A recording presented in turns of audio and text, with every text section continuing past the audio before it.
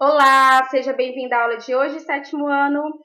Hoje eu irei orientar sobre as atividades da página 57 a 60 da apostila. Lá na questão 11, tem um verso de Vicente Filho Campos, que ele fala sobre o dicionário paraibês. Da onde será que vem esse dicionário? Acompanhe a leitura comigo. Todos sabem no Brasil que o idioma é português. Assim como lá na França, todos falam o francês. Por isso, na Paraíba, falamos paraibês. Legal, né? Agora é a sua vez. Ele disse algumas expressões aqui, como é chamado lá na Paraíba, mas você vai falar como você conhece a expressão falada aqui no Goiás, por exemplo, tá? Se você é de outra região e está morando no Goiás e tem o hábito de falar diferente do goianês, você vai colocar do jeito que você gosta, tá? Que você tem o hábito de falar. Lá para ele, correr é dar uma carreira. E aqui, correr para você é o quê? É correr mesmo ou tem outra expressão? Cismado em escabriado. Quando você está cismado com alguma coisa, você está o quê? Encucado, né? Tem gente que fica com uma pulga atrás da orelha. Coisa ruim é fuleiragem lá na Paraíba. E aqui, coisa ruim é o quê? Tá? Então você vai colocar as expressões de acordo com aquilo que você conhece. E na questão 12, você também vai continuar, né? Agora é você que é o cordelista, você que vai criar algumas versões para o goianês aí.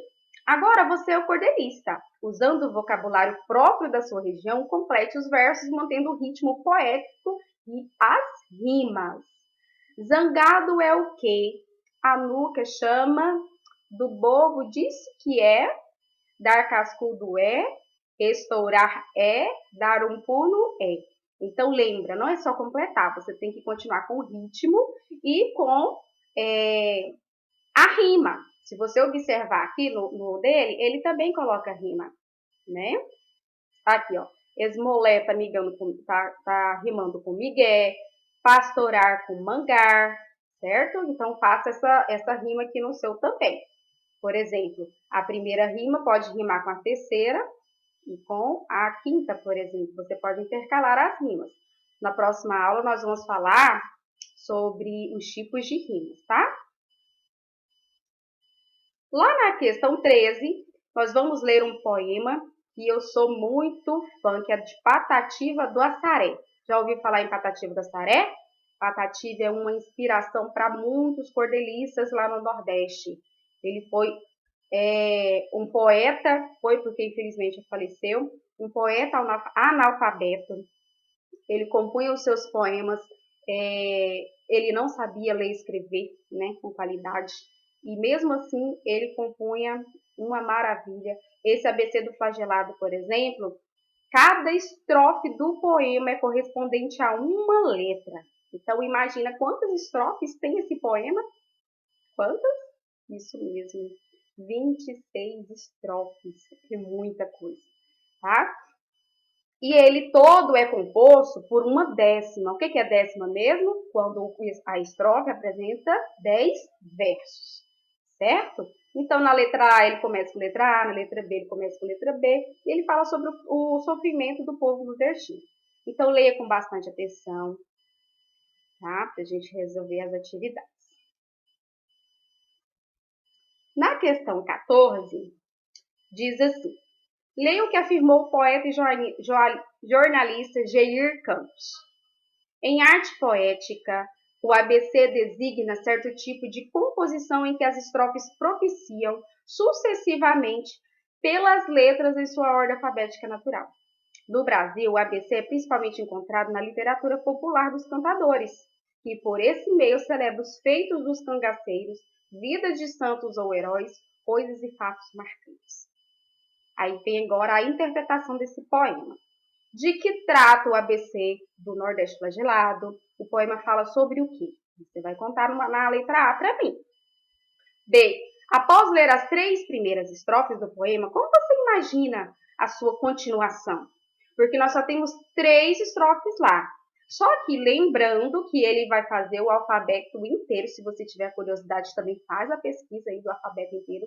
desse poema completo, porque ele é enorme, então é uma narrativa grande, né, contando a história do nordestino flagelado. Na 15, é para você assinar os efeitos distintivos decorrentes da escolha da forma ABC para versejar. O que é versejar? É fazer versos, colocar rima nisso, tá? Então, você vai colocar aqui e marcar aquelas que você acha que é correta.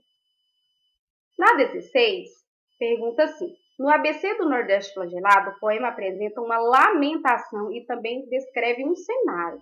Então, você vai resumir. O que eles lamentam? Está lamentando, reclamando de quê lá no poema?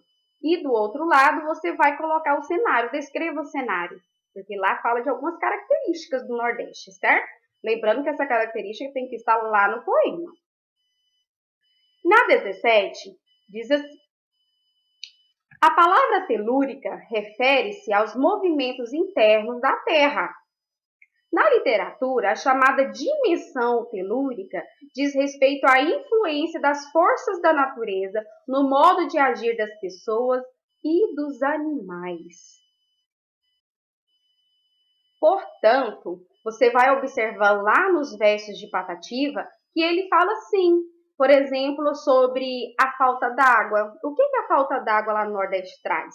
Traz sofrimento não só para as pessoas, mas também para a vegetação, para os animais. Então, esse é o modo telúrico no poema, certo? É quando aquilo que acontece na natureza tem influência sobre a vida das pessoas, certinho? Então, você vai lá e vai descobrir em que estrofe isso acontece, qual das três isso acontece.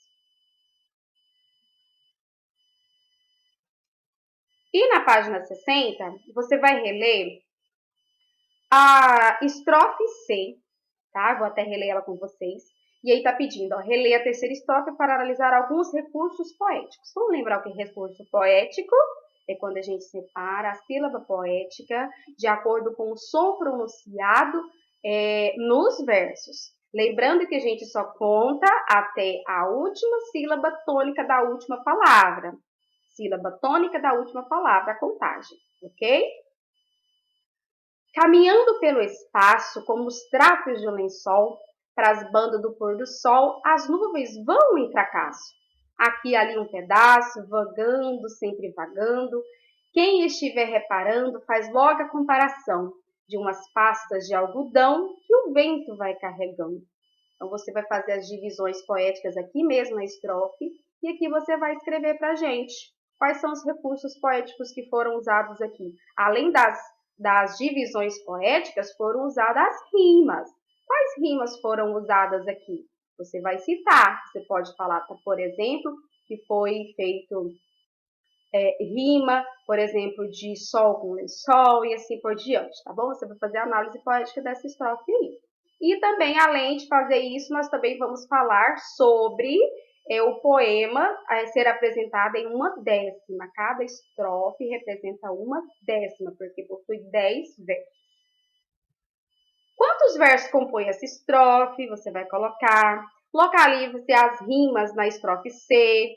Então, você pode ir lá com lápis de cor e colorir elas, rima com rima, cor diferente. Você vai copiar os 3 primeiros versos e identificar os 3 números de sílabas poéticas. Você já fez a divisão lá atrás, então vai facilitar você colocar aqui na letra C. Quem caminha pelo espaço? Interpretação aí desse verso, tá? Por que o movimento das nuvens é tido como fracassado? Explique. E aqui nós vamos falar um pouquinho sobre comparação e aliteração. A comparação existe muito nos versos dos poemas, porque comparam um item com o outro. Você é tão quanto fulano, como ciclano. E a aliteração acontece pela repetição de fonemas consonantais. Sabe aquele som parecido? Então, se for repetido no verso ou nos versos várias vezes, a letra ando, endo, indo, né? Ou várias consoantes repetidas, a gente chama isso de aliteração, tá bom? Qualquer dúvida estaria à disposição de vocês para tirar dúvida quanto à atividade. Não deixe de realizá-las e postar na plataforma, tá bom? Um beijo. Tchau, tchau!